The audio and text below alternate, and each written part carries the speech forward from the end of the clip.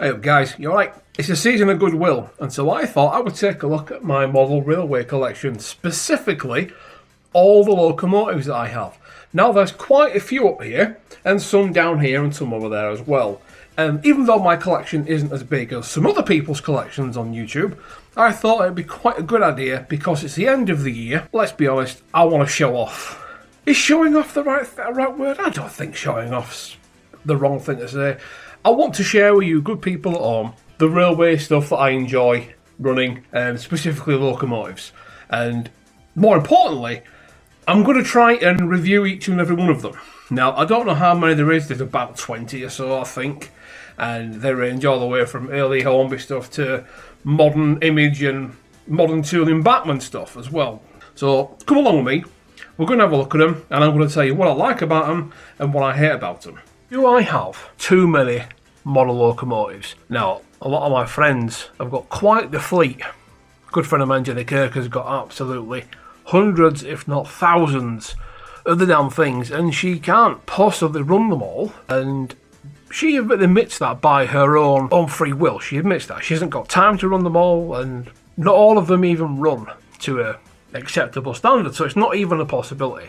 But Jenny's more of a hoarder / collector anyway. Me, I like to run the locos that I've got, and quite often when you sat there and you're thinking to yourself, is this really sensible? I've got hundreds, if not thousands of pounds, bit of blocks out there, if not thousands of pounds wrapped up in these models, and they're not even being used. They're sat there, literally collecting dust. They're up there on the shelf. You saw the little run by before, and there's perhaps pretty much all of them, bar maybe one or two. And you have to think to yourself, am I mental?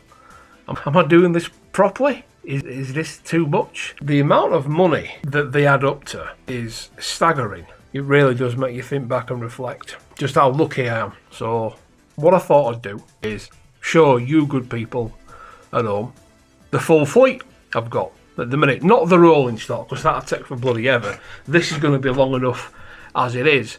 Now, I was going to do some pretty running shots of the locos going by, but I don't think you'd be able to see them very well here. And we'll have a look at the models I've got going on at the minute, one by one, and I'm going to tell you probably my favourite things about them and the things that I hate about them. Or maybe it's too much of a strong word. Things that displease me about them. Right, let's have a quick look, shall we?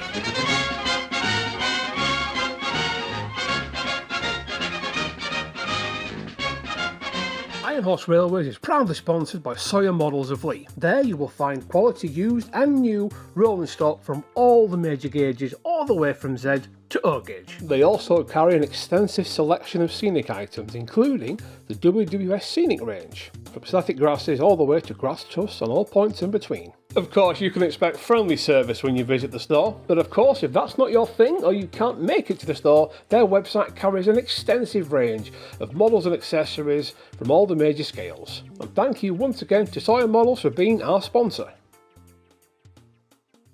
Right then, so which one's up first?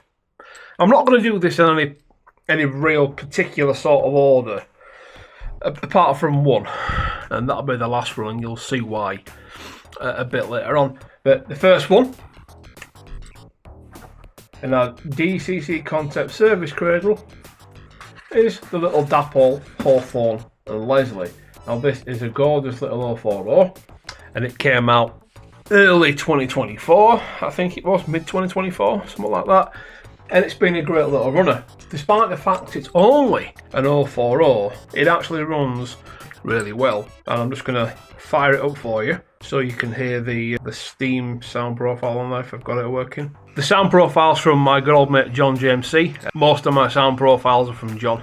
To be fair with you, there's the odd one or two exceptions to that rule. Why do I go to John? He does good work, and his sound profiles are fantastic as well. And even if he hasn't made a sound profile himself, he tends to have the main players available anyway, so anyway, that's besides the point for today, boys and girls. Great little model. What do I like about it the most? It's small, and despite the fact it's only an 040, it runs really well, even without a stay alive on it. Now that does have a stay alive in there, but even when it didn't have a stay alive in, it ran superbly. What don't I like about it? Well, honestly, not much. It's quite small, quite delicate. And that's going to be a theme which is quite common with this little rundown, is we see a lot of locomotives that have got great detail on them, and they end up being so small that bits just break off. For example, the cylinder drain cocks there, look, see, you've got one on that side, but the one on that side has been devoured by the carpet gods. So unfortunately, that's what I don't like about the Dapol 040, apart from the fact that it's superbly detailed, really well made, and runs like an absolute champ. It's probably a bit too detailed, but again, that is the old double-edged sword in it of too much detail versus not enough detail divided by fragility. Anyway, we'll put that over there for now, pick it back up with our service cradle, and pop it out of the way, and get the next one out. Next one on the list is the Heljan Class 33. Now this is, again, the slightly older tooling from Heljan. Almost got on the track perfectly then, the first time. How's that for crazy? Now it's the older tooling from Heljan, so the fans aren't really fans. They're just like representations of fans, but honestly that's absolutely fine. I have never been one to be taken in by the whole spinning fan thing. I know a lot of folks out there like it and manufacturers are putting it on there now. But for me, I can take it or leave it, to be brutally honest with you guys. Let's see what number we're on here. 3329. Now the lights on it. What don't I like about the Heljan? Well, let's first of all start off. It's a Heljan. So that means it's going to be beautifully made, really pretty, but an absolute pig to get inside of. It can be quite challenging getting the boys off these things. As a result of that, you're going to snap something off and damage it. It's just the way it goes. You can stick credit cards and plastic things up the sides of the body and take all the screws out, and eventually you'll still break something anyway. Also, the lights don't work. The lights have never really worked. I traded this from Jenny as part of the Salmon picture collection. Sam has donated many locomotives to myself and Jenny, and he's given us a green flag to trade between ourselves. So that works out for me, because this is much more like what I do. I model preservation, and this loco does a lot of preservation work, so perfect for me. What do I like about it? It looks absolutely splendid. It really is a beautiful little kit. I've fitted a Hornby TXS sound recorder in there, and I've put a Class 47 sound profile on it. Now I know it's not exactly perfect, but it'll do the job. And I think, you know, a little Sugar Cube speaker in there, and it sounds absolutely fine. But again, because the lights don't work properly, they're on both ends at the same time. I just don't know which way it's going to go. That way. Okay. That's the locomotive. Let's have a quick look at it. Of course, fitted with a Stay Alive. Again, Heljan, so really beautifully made. But again, the lights just don't work properly. And again, fans, not really fans, just representations thereof. A lot better than what you get back in the days of Lima, but still not as deep as something like an Acura Scale or Cavalex Class 60 or whatever, where you've got proper deep working spinny fans. But again, personally, that's not for me anyway. Right, let's put this back up there, put it back in the cradle, there we are, and see what's next on the list. Next up is the Bachmann Class 13 that I built early 2024, I think it was, or was it late 23?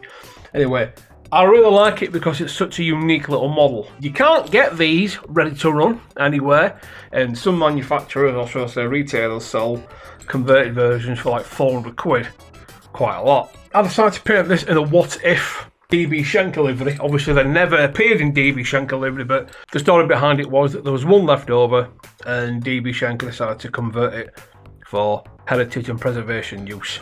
It's no longer sound fitted, still has a Stay Alive in there. The body of the main unit has an NIU models conversion kit, so you've got the heavier gauge buffer beams in there. So that's what I really like about the model. What don't I like about it? Well, it's an older Bachmann Class 8 as the base. So that means converting the thing was a bit of a pain in the arse. So the slave unit is all but empty. You see in there, there's nothing in there. That's where the sound and the speaker used to be. Not a lot of pulling power because of that, but it is a really pretty looking little thing. I don't get a chance to run this thing as often as I would like to do. And I don't honestly know why that is. Is it because it's completely fictional? Is it because when it's coupled together, it's quite long, it's almost as long as a Class 20? I don't know really. It doesn't get ran a lot. I don't know. Do you want it? Does anybody want it? If anybody wants it, give me a shout, send me a price, and you can have it if you want it. Yeah, it's one of those things. Anyway, let's look at something else. Next up, Bachmann Class 20s. Now, I've got an 8-pin Class 20, and I've got a slightly updated 21-pin Class 20, neither of which come with lights fitted from the factory.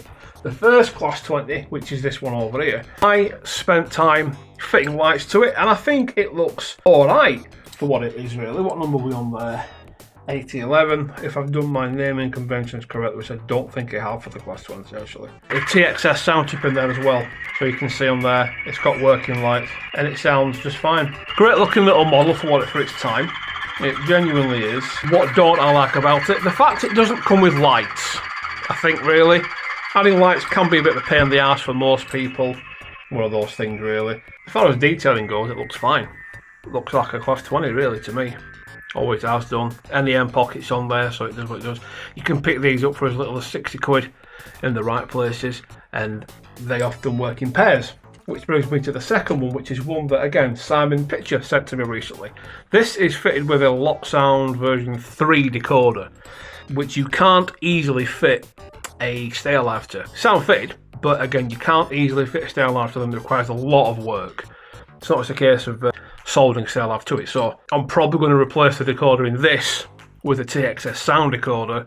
So if anyone out there wants a Class 20 sound profile for a Locksound 21-pin V3, let me know and name your price. You've got one. Right, let's see what else is on the roster, shall we? Okay, and we've got the Dapol Class 52 Western. Now, I picked this up recently from SAWYER Models in Lee. Shout out to the sponsor. It's a fantastic little model. Now, I actually paid for this with my own cash pound notes because I quite like some of the Western region locomotives, and I didn't have one in the collection. It is a beautiful model Dapol have made. This one technically isn't in preservation, but I've got around that by pretending that it's one of the ones that is in preservation that's had a paint job, which is something that a lot of heritage railways do. They masquerade long since deceased locomotives as fellow classmates and blah blah blah. I love it. It's a good little bit of kit. I've sound fitted it with, I think it was West Coast, was it Southwest Digital? I can't remember which one it is. Definitely one of those though. And it's not a bad little model. What number are we running on here? 1039. Let's have a look. 1039. Acquire. Lights work in both directions. Really pretty locomotive. Sounds amazing, by the way. I've got a much better speaker in that John JMC sent me, by the way. He sent me a... what speaker did you send me for this, John? It was the bigger of the two. Class little thing though. Listen to this. Really nice sounding thing. I'm thinking of getting a different sound profile though in the future. Not got to stay alive on this because, to be brutally honest with you, it don't need it. It's a big old beast. It's a long thing. It really is. Make sure I've got this room set properly so we don't get any inherent short circuits. Gorgeous model, really is. But question is, what don't I like about it? Well, honestly, not a lot. If I'm being brutally honest with you, you can take it off. You can take the body off easily enough. There's not a lot of screws really. There's a screw in the front, a couple of screws under there to take the body off. The body comes off easily. There's a wire attaching the lights to the roof, so be careful of that. It's nice and heavy.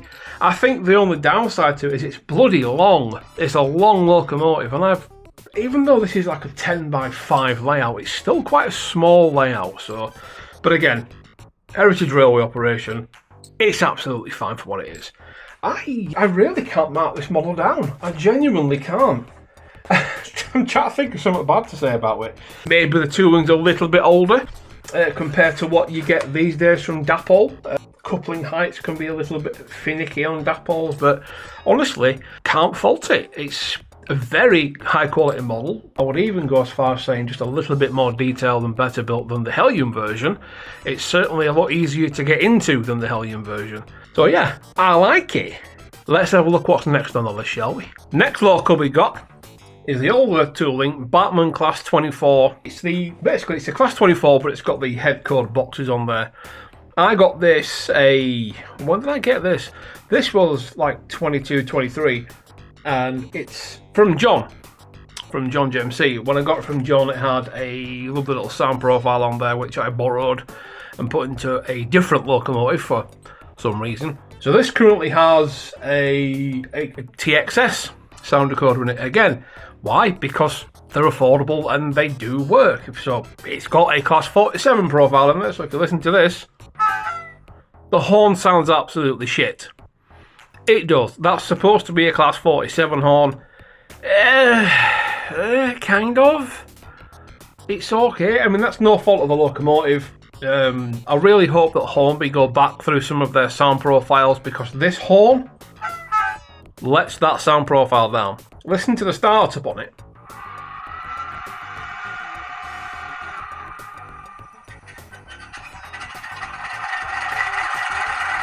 And to me, that sounds like a Class 47. That does sound like you want the Class 47 to sound. Good thing about this tooling is it does come with working lights, front and rear.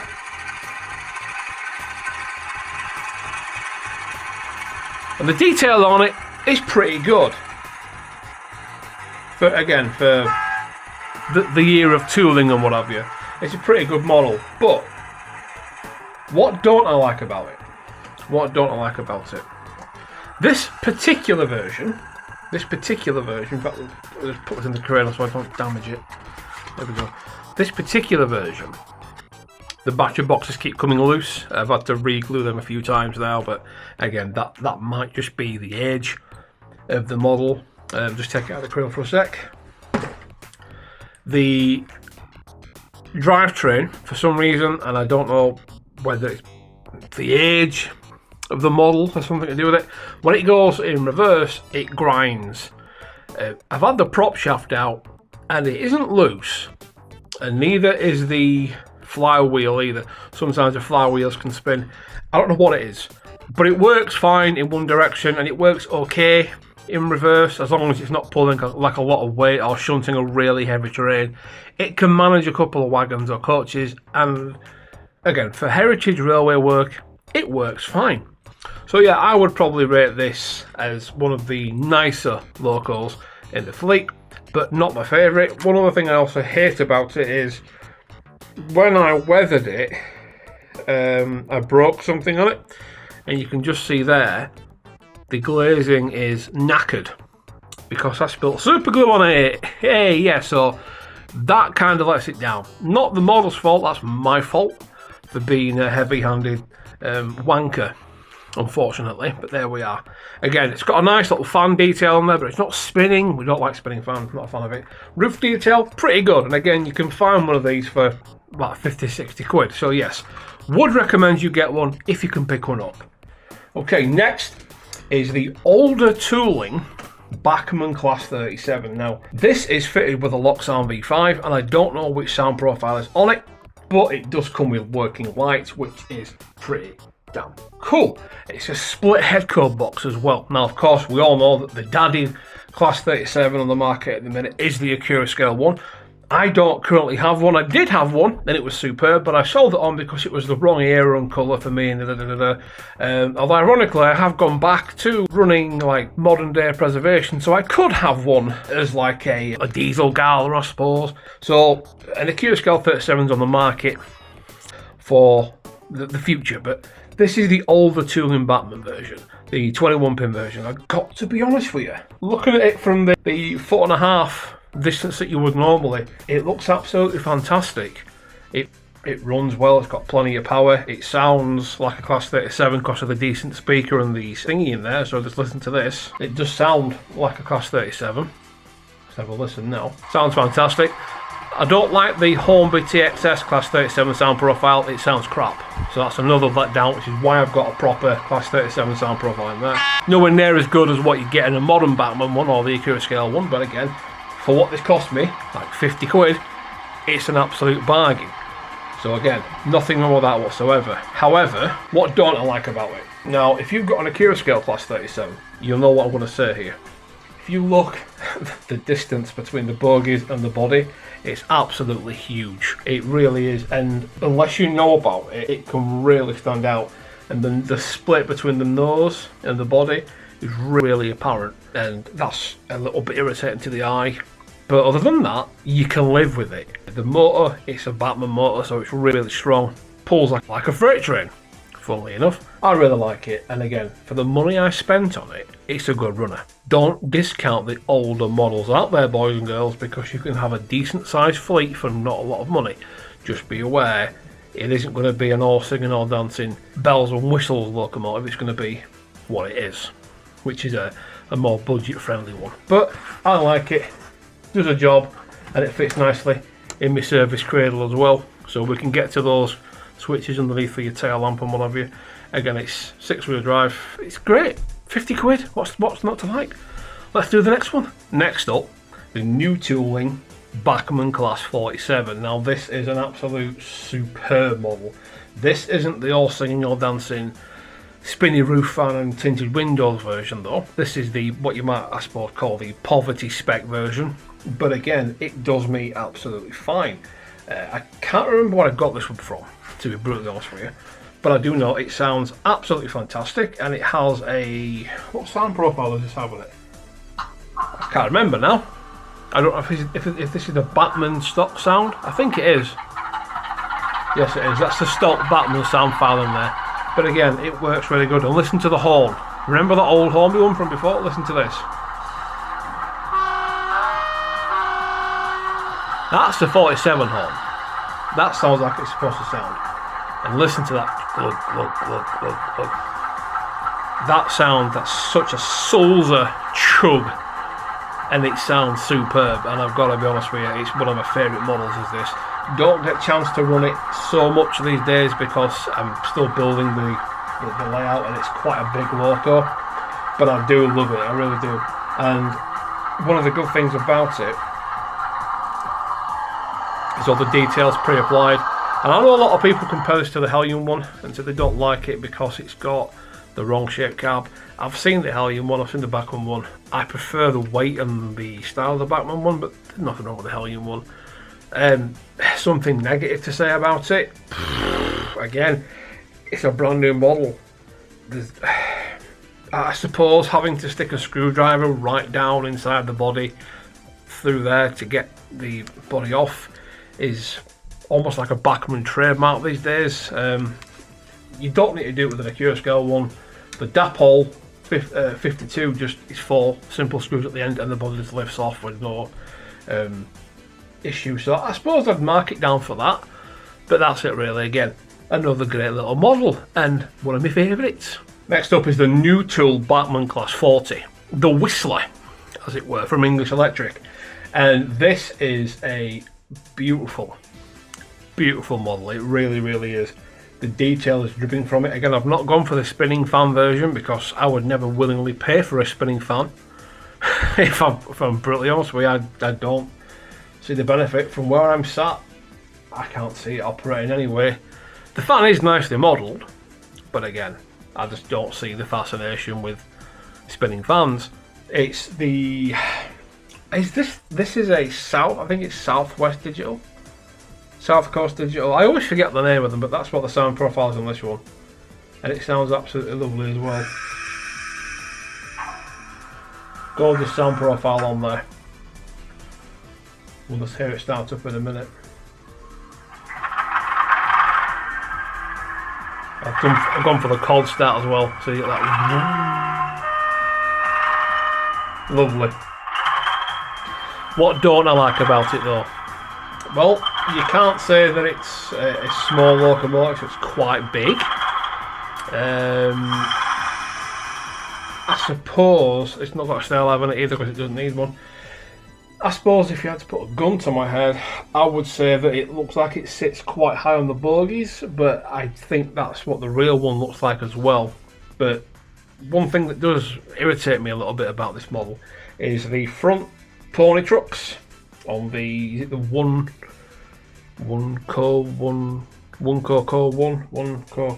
arrangement for the wheels and the bogies is on certain points this can drift and lift and cause derailments. Is it my track work? Quite possibly. Is it Bachmann's fault? I wouldn't say so. I'll just say be aware that if you do get one, that you need to have proper track work, otherwise you're going to potentially run into derailments, and no one wants a £300 model to start derailing and breaking bits off with it, do they? This did come with a lot of separately fitted parts. Don't know why Bachmann don't just fit the coupling hooks from the factory. It's beyond me. This has got a driver though, which is good. Did I fit a secondary driver? No, I didn't. I sometimes fit a driver to the reverse cab, but I didn't on this one. So I will probably say the only thing I don't like about it is the fact that those front pony trucks can catch and cause derailments. But you've got plenty of space there, as you can see, for some detail on the front. I'm running the KDs, as you all know. Gorgeous little model, really heavy. Sounds amazing because I've got the upgraded speaker in there. It does sound absolutely amazing. And again, got great roof detail. So if you need a whistler, Bachmann Class 40 is the way to do it. I've got 213 Ardania, is it pronounced? Ardania. And of course, I got this one from SAWYER Models.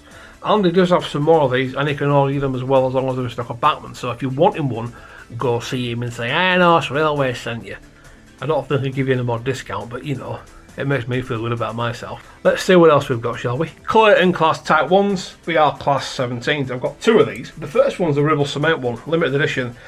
I had one of these years ago, and I ended up selling it rather foolishly, and I missed it. I don't know why I missed it, I just did, I just liked the livery. Castle Cement's only about half an hour away from me. I've watched the cement train going quite a few times, never with this loco, obviously. I bought another one, and I replicated the weathering job on it, although it's a very early example of my weathering, so it's not representative of what I would do now. When I do weather the other one, it'll be a bit more in keeping with how I weather locomotives these days versus how I did then. For some reason, and I don't know why this one feels heavier than this one. This is an earlier example of the tooling. This one, it feels a little bit heavier. I've not got any scale, so I can't weigh it. What don't I like about them? Well, they run okay, but the motor on this one is really noisy. Like, it sounds like it's going to explode. They draw quite a lot of power. The interior detail on the cab is shite. It's really indicative of the sort of quality that was expected when these were first released. There's no fan detailing whatsoever. It's just like an etched grille, which again is fine. I'm not really bothered about that. You can tell it's where the fans are supposed to live. Just on the interior of the cab there, to fit any sort of meaningful decoder in there, you've got to put everything in there to begin with, and you've got to take the little bit of representation that's there out, otherwise you can't really fit anything decent in there. You can fit speakers in this battery box under here, which I've done previously, or you can fit Stay Alives in there if you want to do. That's not a problem. So that'd be the negative side of this model. And also the couplings on the front, they're a strange one. And you see on the front there that mine's actually been damaged, and I know you can get spares, but it's just a bit of a cracker setup, I think, really. The heights don't seem to sit properly either, I would say. This one's sound fitted, the other one isn't, but it's not got a proper sound profile on it. It's got a class 24 profile on it. The one that I stole from the other 24 up there. That one isn't sound fitted yet. It will be eventually. Probably send it to John, or I'll just get him to send me a decoder with the proper class 17 sound profile on there. But I do like them. I've got a little bit of a soft spot for the Clayton type ones. I couldn't tell you why. I think it's because they're a little bit of an underdog, both in real life and in model form actually. But they look cool. They're sort of early diesel, and I just like them. I don't know why, but I like them. Despite their faults, I might add. Despite their faults, I do like them. Next up, we've got the Heljan Class 14. Really beautiful looking model, to be honest with you. I've not ran this one much because I like all my models to be sound fitted. At the minute this one isn't, but that will change eventually. What do I like about it? I just like the shape of the Class 14s really. I think they're a chunky looking little shunter. Everyone always goes on about Class 8, whatever. But I really do like how the little teddy bear looks. Called that, by the way, because if you look at the back cab, it kind of looks like a teddy bear's nose. You've got the eyes and things, whatever.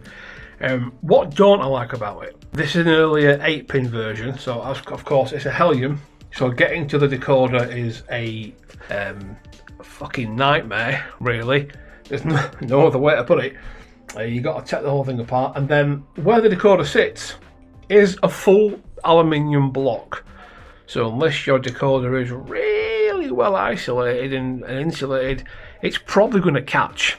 There also doesn't seem to be a lot of space for a decent speaker or Stay Alive, but there is space in there. Eventually, this one's going to get sound fitted properly, but it's a chunky little model, isn't it? Just a proper jolly little chunky. And Heljan do really go to town with the detail, and the buffer beam comes detailed at one end, and it's cracking. I've not weathered this one. This one was like, I think, factory weathered, whatever. But again, for use in preservation, I think the weathering on it is representative of what it would look like anyway. But again, not yet running, but a lovely looking little model. Bachmann 060 pannier tank. Now this is I think it's a 77XX or 16XX. I don't know how they do the whole naming and numbering thing. Again, this one was sent to me by Simon, and it's just a lovely little model.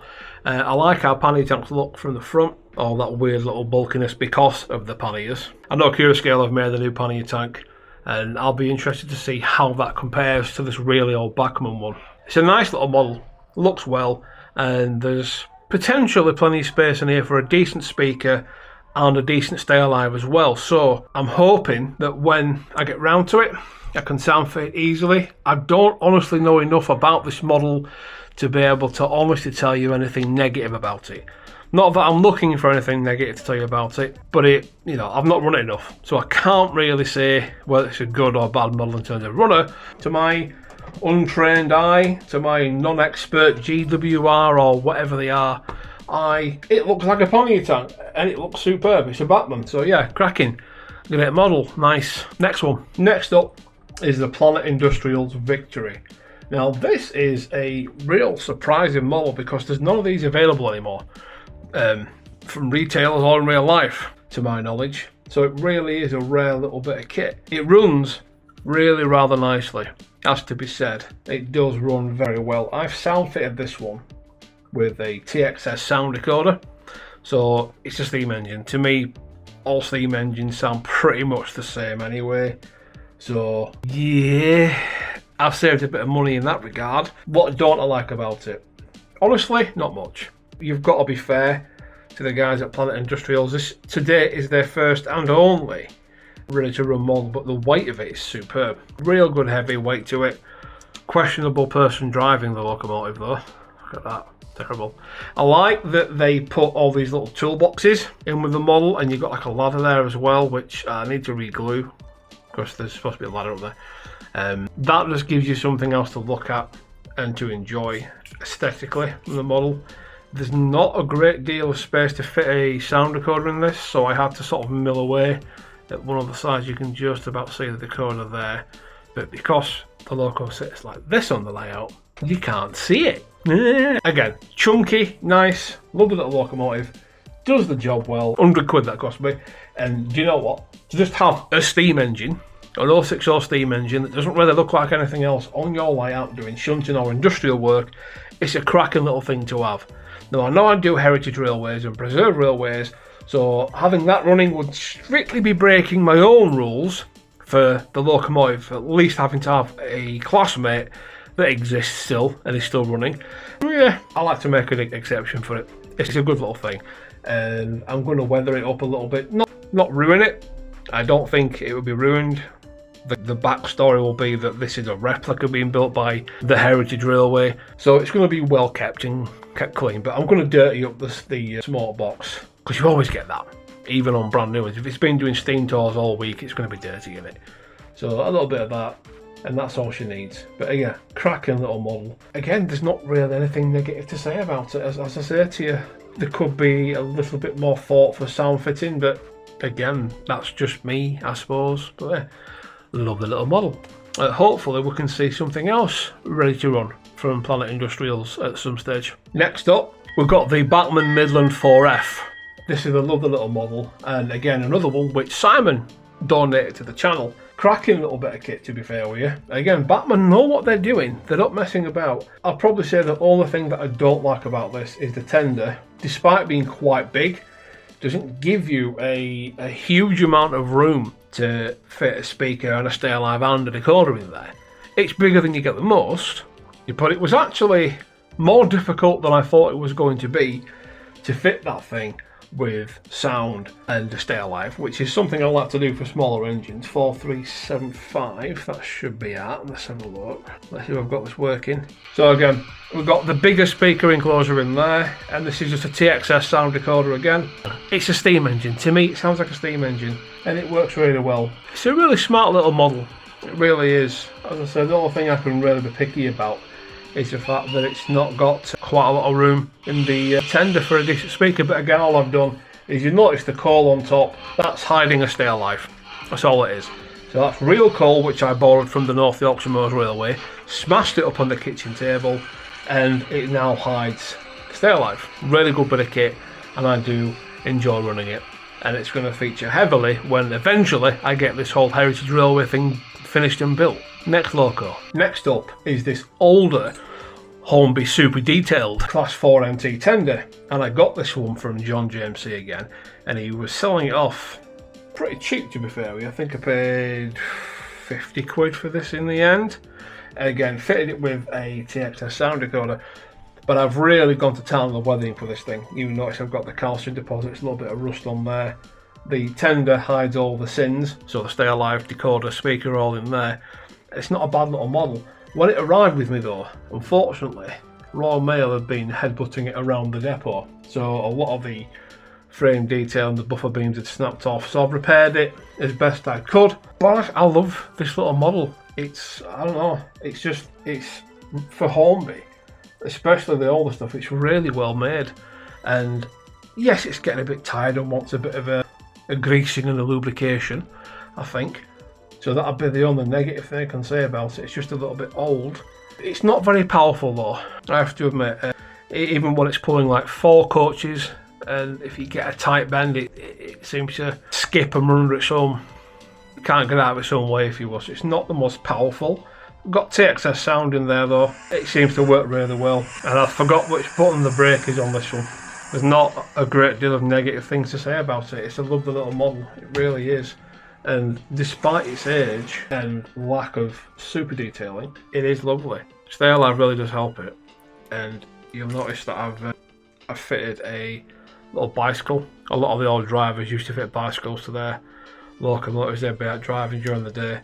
So it's a nice little touch I've added. But again, I really like this little model. It's endearing to me, and I know there's better options out there and more detailed versions out there. But you know when something's just special, then you like it and you can't really explain why. And you know it's not perfect and you know it's damaged or whatever, but this is just a nice model. And I do enjoy running it quite a lot, actually. So this one is a firm favourite of mine. And if you can pick one up nice and cheap, I'd say get one. Yes, it's not going to be the most powerful locomotive you're going to have, but it does work really well. Sticking with 4MTs, this is the Bachmann. I think this is a fairburn tank, possibly a 4MT, I don't know. 80067 is its running number. Again, I don't know too much about steam engines to be an absolute expert on them, boys and girls, but this is another one that Simon sent me, and it's sound fitted. It's got a lock sound version 4 in there, but I'm honestly not sure what the sound profile is on it. I'm really not. It's not one I've ever heard before. I don't think it's accurate, but you know, it works pretty well. I've just turned the sound off there. It runs okay. It's not bad. It's not a bad little runner at all, but it's just a case of accepting it for what it is. It's an older model, but it does work really well, despite the fact, as I say, maybe she's a little bit old in the tooth now. What don't I like about this one? Well, I'm here to tell you, boys and girls, this one wasn't a DCC ready version. They made an 8-pin version, but this one is just before they were DCC ready. And what an absolute pig it was to get into that body. Christ almighty. To fit Stay Alive, you have to take, there's like 2 screws hidden here, but the only way to get to them is through the motion. You've got to take 2 screws off at the front, 2 at the back. Then the body comes off in like 3 different parts. So it's an absolute frigging nightmare to get to it. But it does sound alright. The sound profile's basic on there, but it does a nice little job. It's okay. Put a Stay Alive in it and she'll run forever. You know, it's one of them. If I can get JMRI working again. Does the job nicely and I like it. And thank you again, Simon, for sending it through. It's a good little bit of kit, mate. Next up, we have Gladstone Mr. Porter, which was based on a Northian something or other. I think a Sharp Stewart. I can't remember the exact make and manufacturer of the real life model. But this is a 3D printed body kit from Buggles Kelly Station. Yeah, Tom Marshall, you may know Tom. We did that whole TMC model railway thing together recently. and that was a good little laugh. She carries a Zemo decoder with of all things, a Terrier sound profile on it. It's a cracking little runner as well. Does a good job. I've got a custom crew on there. We've got Harbottle, we've got Albert, and we've got Will Hay as well. I've added a little shunt truck, make tender sort of thing, which is something you see on the Caledonian Railway. They often made tenders out of old wagons and chucked coal in them and what have you. So that's just something to have there. Tiny really does benefit from having it stay alive unless you want to race it round at 300 mile an hour. What don't I like about the model? Honestly, it's cracking. It's 3D printed, so it's very delicate. It had a drop on the floor from this high, which is about 4 foot. And as you can see, there's some damage occurred there. The whole cab snapped off. And Tom did send me a spare buffer, but I don't know where it is. But Gladstone is probably my most favourite model of steam engine, at least anyway. And I'd be hard pressed to say I've got a steam engine which I prefer over Gladstone. Love a bit of kit. If you want one, get one order from Tom at Douglas College Station. Bit of a waiting time, but you won't regret it. Next up, we've got Rapido's Lion. Now, Rapido announced this locomotive a few years ago now, and it has been the source of a little bit of controversy because Hornby decided they wanted to also do a tip wheel Thunderbolt.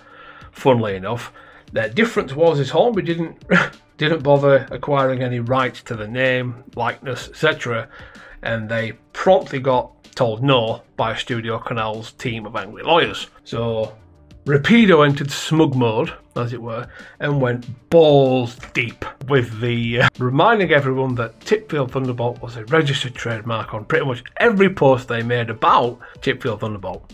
Now, of course, they have the tooling, so it would be silly not to make the real life version of this model, which of course would be Liverpool and Manchester Railways Lion. And it is a beautiful little model. I fitted a TXS sound recorder to this. People said it couldn't be done. I did it anyway. And it's got stay alives in there. Easy enough to do. All you need to do is trim out the inside of the tender a little bit and put a real core load in there. And there's enough room in there for the new DCC Context micro stay alives and a 21-pin TXS sound recorder. And you can hear there, look, sound absolutely fine. So I've actually used the Hornby Lion sound profile on it, which I suppose is that ironic? I think it's funny either way. So yeah, I fitted a Hornby sound profile to the Rapido model, which is quite funny. It's a lovely little model, runs really well, but she does like to be running before you move her. So that's worth bearing in mind. The stay alive, of course, does help with that. So let the stay alive charge up for a bit before moving it away. Essentially, the locomotive is an 040. The tender does have pickups, but like with a lot of small models, tender pickups are more of an afterthought because they're so light they don't really get any meaningful traction, so they can't pick up any power really. But again, Rapido did a great job with it because it's super heavy. I think it's heavier than the Hornby version anyway. I'm not sure if you can still pick these up, but if you can and you get one at the right price, do go for it and save yourself a hassle and go for the sound fitted version. Now, my final locomotive that runs, that's currently in the collection. I've got a Hatton's Accurascale Andrew Barclay, but I'm not ready to display it yet because I've still not really got it up to what I want it to be to run it, so it still needs sound fitting. But I've got one of those as well, but that's a nice little model too, but we'll get more into that a bit later on because that's going to have its own separate video. I've got a Fell. I've got a car model Fell which doesn't run, unfortunately, so that's sat over there in the siding, and I've got an Oxford Rail N7 which again doesn't run. But my final locomotive that does run, just about anyway, is of course Locomotion 1, Hornby. Now if you saw my most recent video, you boys and girls will know that I've had a few headaches with this thing, and I'm here to tell you folks that it is a little bit disappointing. It really is. It's not a cheap model by any stretch of the imagination. I'm just going to bring it on screen now, and it has got a stay alive in there, and in my opinion, unless you're going to be running it on DC at full chat, it does kind of need it. Let's just bring her into shot if we can. I've got a custom sound profile on here from John JMC, the guru of sound, if you will, and it sounds quite good. Now, Locomotion really wouldn't have chuffed as much as this And as you can see, look, there you go. Look.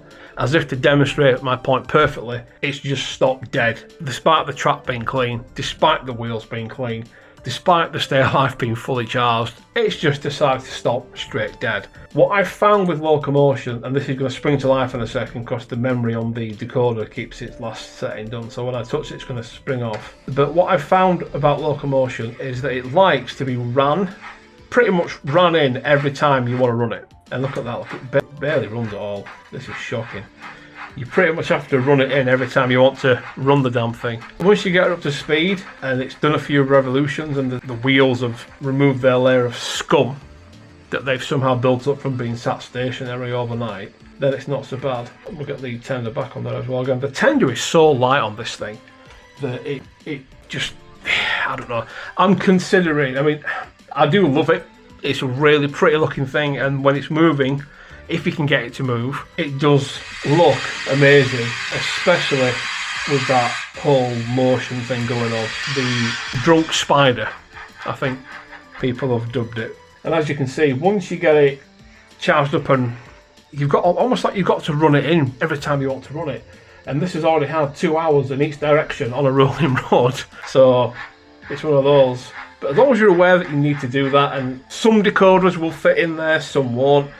The decoder situation, in my opinion, could have been addressed better by Hornby, but there's more details about that in the actual video I made, so you can go and watch my initial reaction there. So that's what we have there. I'm considering doing something with the tender, maybe making a bigger one like what's on the Gladstone. But the main attraction of this is it plays the full version of Kylie Minogue's Locomotion song. I better turn that off before I get demonetised. Not a bad model. And the whole point of this was to show you folks that whether or not a model was made this year, last year, or it's yet to come, there's always going to be good and there's always going to be bad. Now, whether or not you should have to fix a new model is entirely up to you. I didn't want to send mine back to home because I didn't really think there was anything faulty with it. I think it's just a case of it's a very small, very lightweight, very fiddly model, and you're just going to have to accept that it's not going to be the best runner in the world. Stay Alive's helped a lot. But again, you can apply that to any locomotive, can't you? Hopefully you folks have enjoyed this anyway. It's been quite nice actually looking through the full collection of locomotives that I have, and hopefully it's going to continue to grow. I have got a DMU, but I didn't include that because it's not a locomotive. Do have a great Christmas if this has come out before Christmas Day. If not, hope you did have a good Christmas. Have a safe New Year, and I'll see you all very soon. Don't forget to like, comment, share and subscribe. Take care. Bye bye.